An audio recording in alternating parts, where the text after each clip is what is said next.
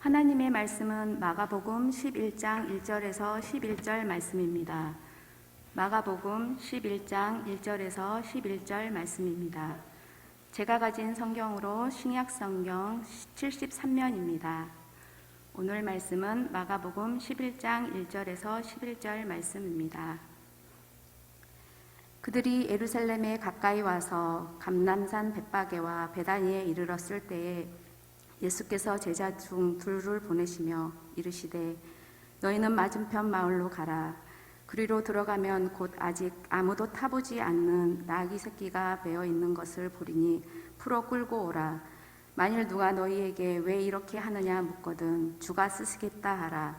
그리하면 즉시 이리로 보내리라 하시니 제자들이 가서 본즉 나귀 새끼가 문 앞에 거리에 매어 있는지라. 그것을 보니 거기 서 있는 사람 중 어떤 이들이 이르되 나귀 새끼를 풀어 무엇 하려느냐 하매 제자들이 예수께서 이르신 대로 말한대 이에 허락하는지라. 나귀 새끼를 예수께로 끌고 와서 자기들의 겉옷을 그 위에 얹어 놓음에 예수께서 타시니 많은 사람들은 자기들의 겉옷을 또 다른 이들은 들에서 벤 나뭇가지를 길에 펴며 앞에서 가고 뒤에서 따르는 자들이 소리 지르되 호산나 찬송하리로다. 주의 이름으로 오시는 이여 찬송하리로다. 오는 우리 조상 다윗의 나라여 가장 높은 곳에서 호산나 하더라. 예수께서 예루살렘에 이르되 성전에 들어가사 모든 것을 둘러보시고 때가 이미 저물매 12 제자를 데리시고 베다니에 가시니라. 아멘. 하나님께서 주시는 평화를 기도합니다.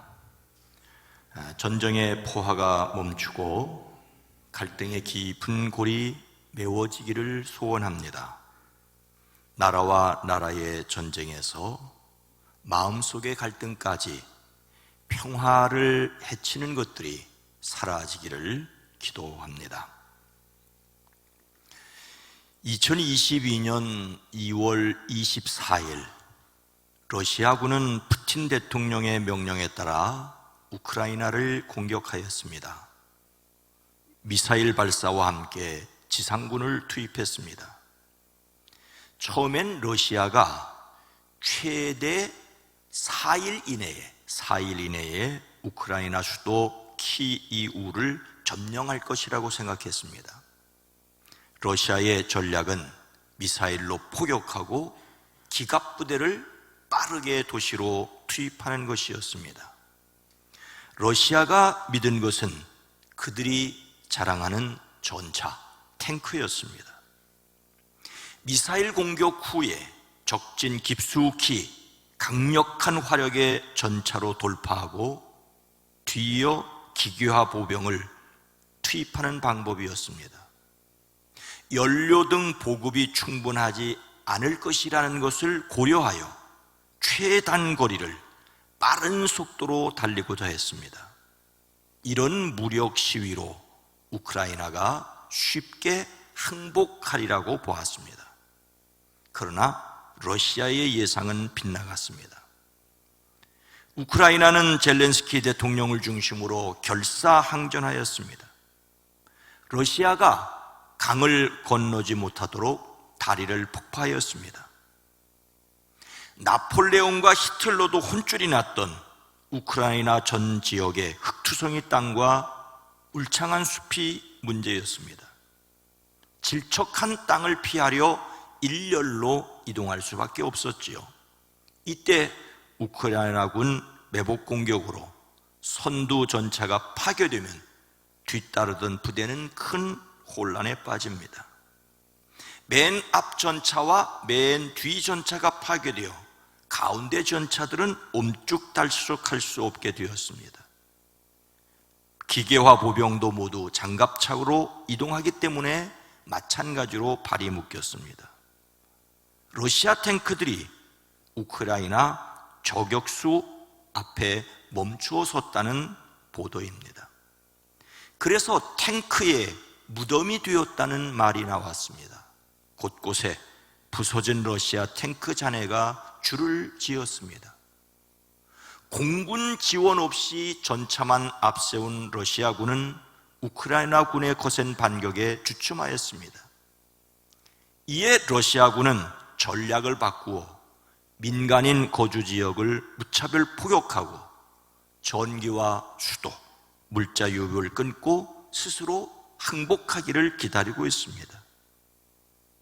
러시아가 전쟁 범죄까지 불사하며 민간인의 피해가 눈덩이처럼 늘어나고 있습니다.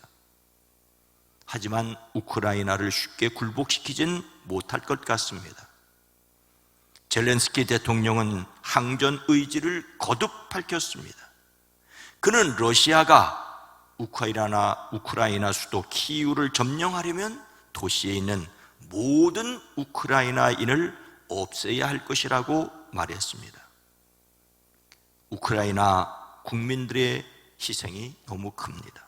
마찬가지로 경제 제재로 물가 폭등하고 있는 러시아도 겉으로는 아무렇지 않은 척하지만 오래 버티긴 어려울 것이라는 전망도 있습니다. 무고한 양국 국민의 고통을 줄이기 위해서라도 하루빨리 평화적인 해법이 마련되기를 기도합니다. 여기에서 푸틴의 편을 들고 있는 러시아 정교회의 실수가 너무 안타까울 뿐입니다. 우크라이나를 위해 기도합니다. 우리 교회는 이번 부활절 헌금에서 얼마간 동해안 산불 이재민과 우크라이나를 위하여 드리게 됩니다.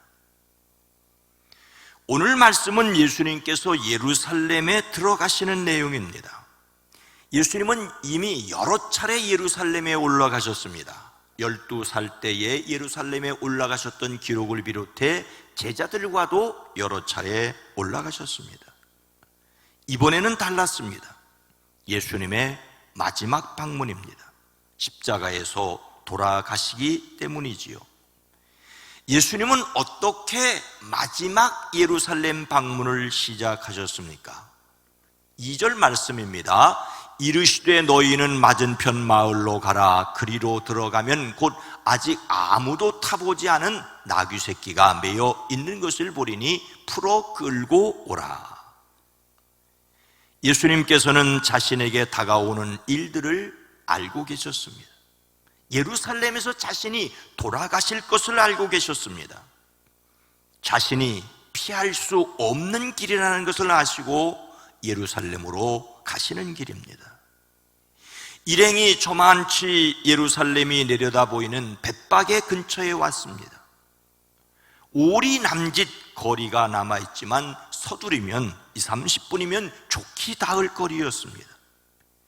예수님을 따르는 제자들과 많은 사람들은 기대에 차 있었습니다.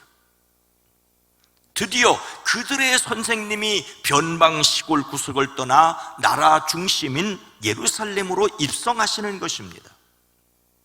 예수님을 따르는 제자들은 꿈에 부풀어 있었을 것입니다. 그들이 보았던 예수님의 기적이라면 예루살렘에서도 충분히 통할 수 있을 것이고, 혹시 로마 군대를 물리치고 왕이라도 되시면 자신들에게 돌아올 자리가 어떤 것일까를 계산하는 건 중이었습니다. 그런데 예수님께서 가시던 걸음을 멈추십니다. 두 제자를 불러 말씀하십니다. 너희는 맞은편 마을로 가거라. 거기에 들어가 보면 아직 아무도 탄 적이 없는 어린 나귀 한 마리가 매어 있을 것이다. 그것을 풀어서 끌고 오너라. 맞은편 마을로 가면 그 마을에 아직 아무도 타보지 않은 새끼 나귀 한 마리가 매어 있을 것이라고 하십니다. 그것을 풀어오라고 하십니다. 도대체 이것이 무슨 말입니까? 나귀를, 그것도 새끼 나귀를, 아직도 아무도 타보지 않은 나귀 새끼를. 제자들이 가서 그것을 풀 때 거기 서 있던 사람이 나귀 새끼를 풀어서 무엇에 쓰려고 하느냐고 묻게 될 그 나귀 새끼입니다. 예수님은 그것을 타고 예루살렘으로 들어가시겠다고 하십니다. 사람이 전혀 탈 수 없을 정도로 젖먹이 새끼는 아니지만 그래도 왕의 체면에 어울리지 않는 조금은 우스꽝스러운 모습입니다. 그런데도 왜 예수님은 하필 일부러 나귀 새끼를 타시겠다고 하십니까? 무엇을 말씀하시고자 하십니까? 예수님께서 나귀 새끼를 타심으로 그들에게 말씀하시고자 하는 내용이 있었습니다. 구약성경 스가랴 9장 9절은 이렇게 기록하고 있습니다. 시온에 따라 크게 기뻐할지어다, 예루살렘에 따라 즐거이 부를지어다. 보라, 내 왕이 내게 임하시나니 그는 공의로우시며 구원을 베푸시며 겸손하여서 나귀를 타시나니 나귀의 작은 것 곧 나귀 새끼니라. 구약의 선지자 스가랴의 예언에 의하면 새로운 시대를 열기 위하여 나타나는 왕은 나귀 새끼를 타고 등장합니다. 그가 겸손한 왕이라는 것을 나타내는 것입니다. 예수님은 들떠 있는 제자들에게 자신은 군림하는 왕이 아니라 세상을 섬기는 겸손한 왕이라는 것을 보여주기를 원하셨습니다. 예수님은 탱크를 타지 않으셨습니다. 예수님은 겸손히 섬기는 왕으로 오셨습니다. 예수님께서 예루살렘에 들어오시는데 타신 나귀는 한심스러울 정도로 모양 없는 새끼였습니다. 그것은 길들이지 않은, 그래서 거칠고 우둔하고 다루기 힘든 것이었습니다. 왕의 행차에 도움이 되기는커녕 왕의 위엄에 방해가 되고 명예롭지 못한 것일 수 있었습니다. 더군다나 이 나귀 새끼도 빌려온 것이지 않습니까? 좋은 안장도 없어 사람들이 자기 겉옷을 벗어 나귀 등에 깔고 예수님을 거기에 타시게 하였습니다. 이것이 예수님의 삶이었고 예수님을 따르는 사람들이 어떻게 살아야 할지를 보여주는 것입니다. 왕이시지만 겸손하신 예수님을 주님으로 믿고 따르는 우리가 어떻게 세상을 살아야 할지 더욱 분명합니다. 조금 초라하게 보이더라도 겸손할 수 있기를 주의 이름으로 축복합니다. 거기에 예수님을 따르는 사람들과 환영하는 사람이 서로 얽혀 예수님이 말씀하고자 하시는 뜻을 주의 깊게 듣지 못하였습니다. 이미 사람들의 마음은 들떠 있었습니다. 많은 사람이 자기들의 겉옷을 길에다 폈으며 잎 많은 생나무 가지를 꺾어다 길에다가 깔았습니다. 그들은 무엇이라고 외쳤습니까? 10절 말씀입니다. 찬송하리로다 오는 우리 조상 다윗의 나라여 가장 높은 곳에서 호산나 하더라. 여기에서 예수님을 환영하는 사람들이 기대하였던 것이 무엇인지 알 수 있습니다. 그들은 그들의 조상 다윗의 나라를 기대하였습니다. 오고 있는 우리 조상 다윗의 나라라고 말하고 있습니다. 다윗의 통치하던 위대한 나라가 오고 있다고, 예수님을 통하여 다윗이 다스리던 왕국이 이루어지기를 기대하였습니다. 땅 넓이로 말하자면 다윗보다는 솔로몬이 다스린 땅이 넓습니다. 그러나 솔로몬의 모든 영광은 다윗이 준비한 것을 바탕으로 하였습니다. 다윗에 의하여 왕국의 기초가 닦였고 다윗에 의하여 나라가 세워졌고 다윗에 의하여 든든하여졌습니다. 지금도 이스라엘 국기 가운데에는 다윗을 상징하는 별을 그려 넣고 다윗의 영광을 고대하고 있습니다. 다윗의 후손으로 오신다는 것은 다윗의 영광을 다시 펼쳐줄 사람이라는 것입니다. 그들은 예수님께서 다윗 왕궁의 계승자이기를 바랐습니다. 눈에 보이는 다윗 왕국을 회복할 메시아이기를 바랐습니다. 자기 백성을 죄에서 구원할 고난의 메시아이심에 대하여는 전혀 알지 못하였습니다. 그래서 예수님을 왕으로 환호하던 그들 가운데 일부는 12 제자들처럼 슬그머니 고개를 숙였습니다. 그들 가운데 일부는 며칠이 지나지 않아서 이렇게 소리질렀습니다. 마가복음 15장 13절로 14절 말씀입니다. 그들이 다시 소리지르되 그를 십자가에 못 박게 하소서. 빌라도가 이르되 어찌미냐 무슨 악한 일을 하였느냐 하니 더욱 소리지르되 십자가에 못 박게 하소서 하는지라. 사람들의 환호를 받으며 예루살렘에 들어가신 예수님은 시장바닥으로 변한 성전을 깨끗하게 하셨습니다. 성전 뜰에서 팔고 사는 사람들을 다 내쫓으시고 돈을 바꾸어 주는 사람들의 상과 비둘기를 파는 사람들의 의자를 둘러 엎으셨습니다. 그때 제자들은 예수님께서 열정을 가지셨다라고 느꼈습니다. 하지만 성전을 통하여 막대한 이익을 보던 대제사장들은 예수님을 죽이려고 움직였습니다. 그들은 예수님을 죽이고 싶은 마음이 굴뚝 같았지만 그래도 사람들이 많이 모였을 때는 지내놓고 보려고 하였습니다. 하지만 사람의 마음은 바람이었습니다.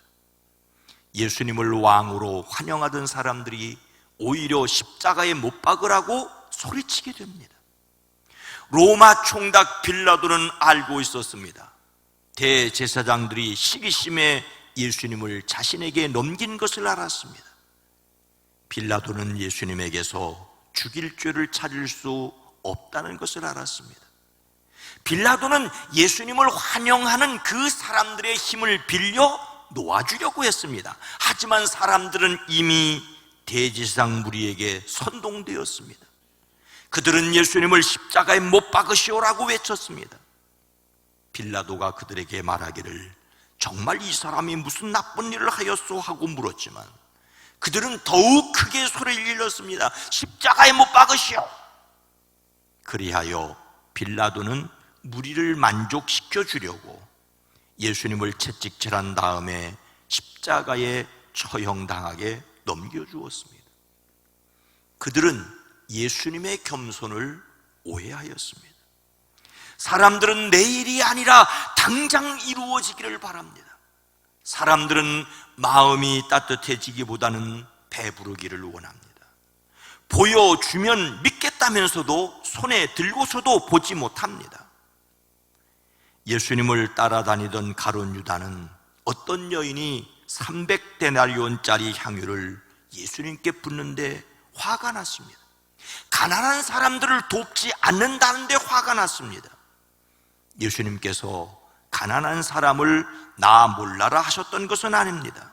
다만 이 여인이 예수님의 장례를 준비한다고 말씀하십니다. 제자들이 예수님이 죽으시는 의미를 깨닫기를 원하셨습니다. 그러나 제자들은 몰랐습니다. 가룟 유다는 아예 제사장들에게로 달려갔습니다. 자기 생각과 다른 예수님의 마음에 눈을 감았습니다. 러시아와 우크라이나 전쟁 가운데 러시아 정교회의 수장인 키릴 총대주교가 이 전쟁을 일으킨 푸틴 러시아 대통령을 지지하면서 작지 않은 파장을 일으키고 있습니다. 러시아 정교회 지도자가 러시아 지도자를 지지하는 것은 있을 수 있겠지만 러시아와 우크라이나의 갈등이 서방 때문이라는 등 푸틴과 똑같은 말을 내뱉고 있습니다. 한 보고에 따르면 러시아 정교회가 적대감을 적극적으로 부추기는 방향으로 기도를 올리라고 신도들에게 지시하고 있다라고 합니다. 그래서 러시아가 모두에게 큰 위협이 되고 있고 그 중심에 러시아 정교회가 있다라는 비판받고 있습니다. 푸틴이 자신을 독실한 교인이라고 자주 주장하였던 것도 안타까운 대목입니다. 예수님의 12 제자였던 가룟 유다가 예수님을 팔았으니 사람이 얼마나 어리석은지는 이미 짐작합니다. 정치는 현실을 바탕으로 하는데 영원한 소망을 말할 교회가 현실에 매몰되었다는 것이 너무 안타깝습니다. 교회라는 제도가 예수님의 뜻을 심각하게 오해할 수 있다는데 경계심을 늦추지 말아야 합니다.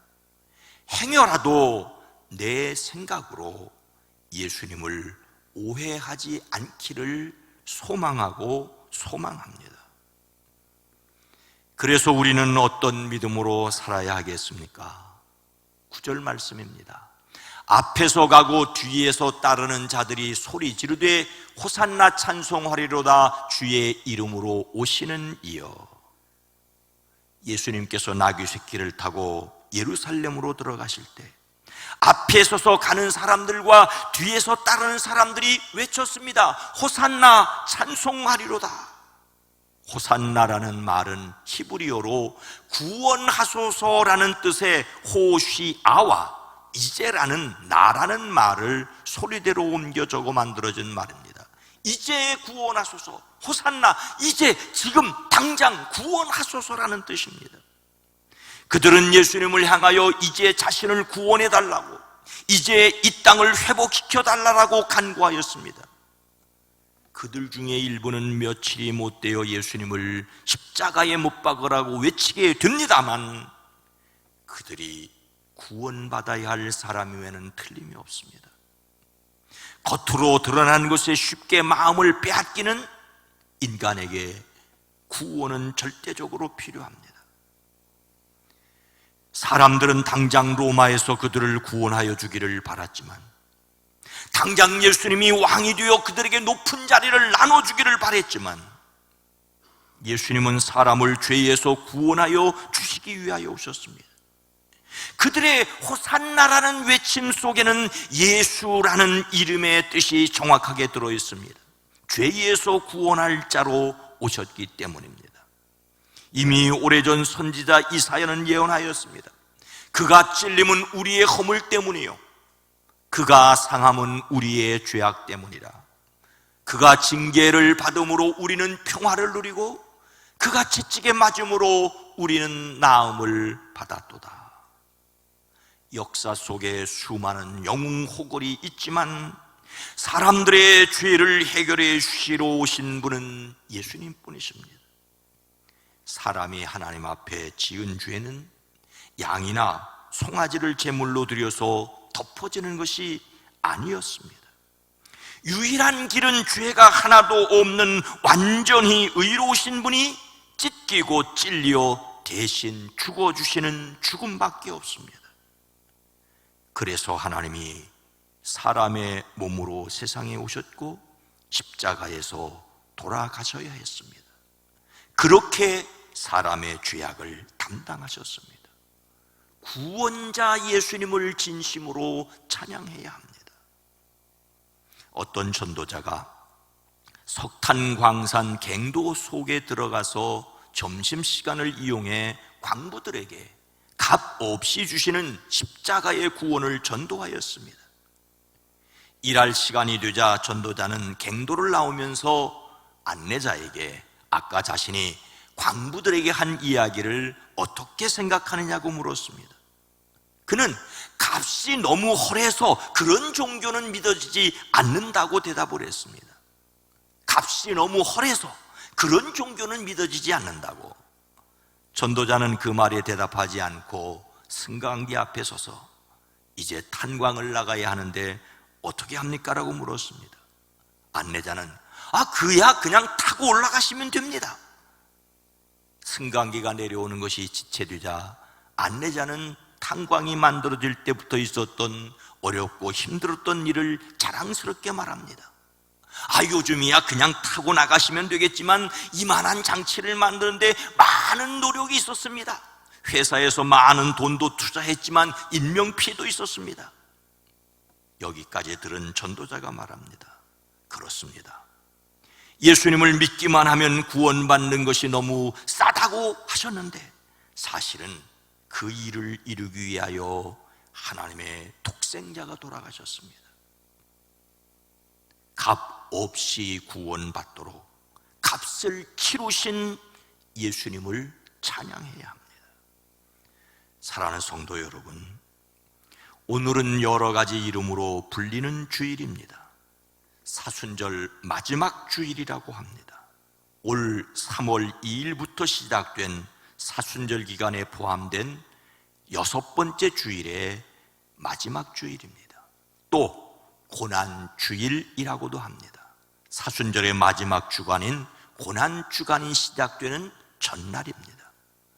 사순절 마지막 주일인 고난주일은 예수님의 고난을 깊이 생각하는, 어쩌면 검정색이라고 할 수가 있습니다. 그런데 같은 오늘을 종려주일이라고도 부르는데 앞에 사순절 마지막 주일이나 고난주일이라는 분위기와는 전혀 다릅니다. 종려나무 모양이 야자나무와 비슷하고 과실은 대추를 닮아 대추야자라고 부르는 것, 종려나무는 바로 대추야자나무입니다. 예수님께서 예루살렘에 들어올 때 사람들이 종려나무 가지를 꺾어서 흔들었다고 해서 오늘이 종려주일입니다. 종려나무 가지는 출애굽하는 이스라엘이 광야에서 지냈던 것을 기념하는 초막절 축하에 사용됩니다.